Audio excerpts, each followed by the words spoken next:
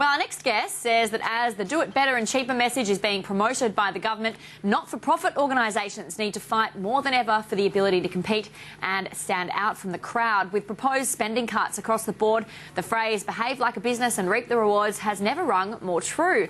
Well, Leo Tutt, head of William Buck's National Audit, joins me now in the studio for more on that. Thanks so much for joining us in the studio, Leo. Thanks, Ingrid. I might just start... We've obviously heard from Tony Abbott recently. We've got the budget in a couple of weeks. What do you expect, or how do you expect this to impact not-for-profits, given especially that, you know, they have sort of predicted some short-term pain? Well, I think there will be short-term pain, and I also think you can already see that some not-for-profits are making changes and exiting the market. Pro Bono released an email this morning that said some have already left. Is it getting more and more competitive in the not-for-profit organisation? Are we seeing more and more not-for-profit organisations sort of pop up? Look, the not-for-profit sector is incredibly competitive. There's 189,000 registered with the ATO as a charitable PBI, and we believe there's about 600,000 not-for-profits. Where government's obviously talking a lot about efficiency, that's the key, doing more for cheaper rather. How can not-for-profits do this better? Well, there's a number of things they can do. The first is they need to sell themselves.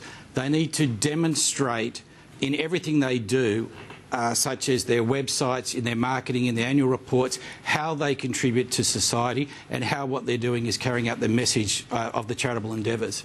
They need to actually encourage themselves to work in different ways, such as partnering with like-minded organisations. We've already, there are a lot of not-for-profits out there. So if you collaborate and you work with an organisation that has exactly the same charitable endeavour as you, you'll be able to secure funding because you'll be able to say, for the scarce resources, whether it be across state and territory boundaries, we'll be able to achieve a better outcome for more people.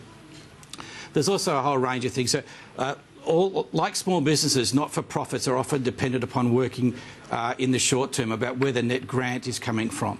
And if they step back and they look at long-term strategic planning opportunities, they'll actually be able to better prepare themselves or prepare their organisation to cope with whatever the future might hold, particularly regarding competitive and social pressures.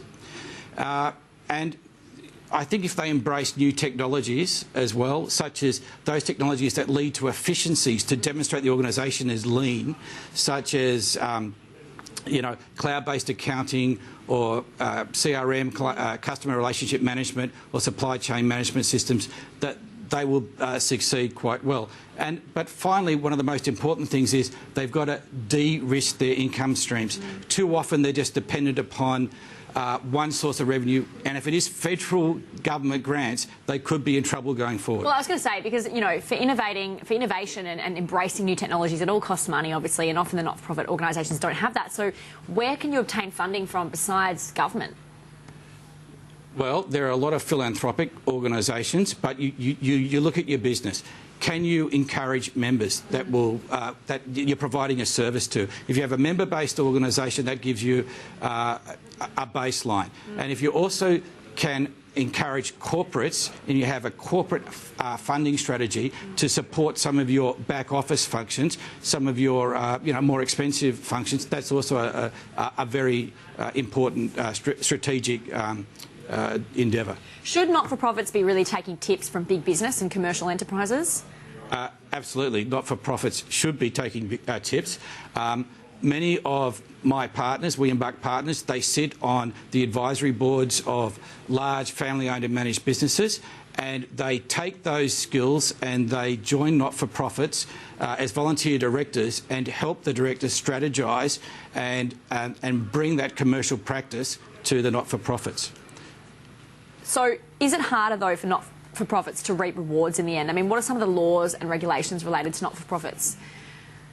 Look, the not-for-profits laws and regulations depend, because some micro not-for-profits, as opposed to some large companies, that have different regulatory constraints.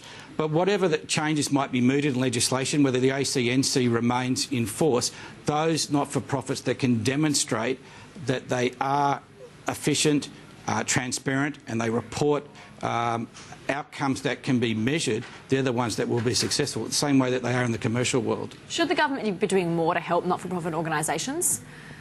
I think it's a very good question. I think the answer is yes. Not-for-profits tend to operate where the government won't or can't operate. So they're providing a service which the government really relies upon, particularly in those charitable endeavours which are very complicated and require a very unique method of helping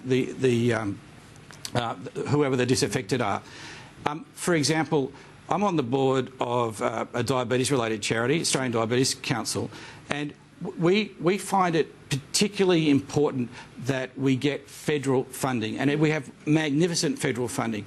But in New South Wales, state funding is something that we really need to try and encourage. Now, it depends which level of government. The federal government in the diabetes is an outstanding contributor, but at a state level, we're still trying to break through. More to do there, and definitely topical right now with the budget coming up.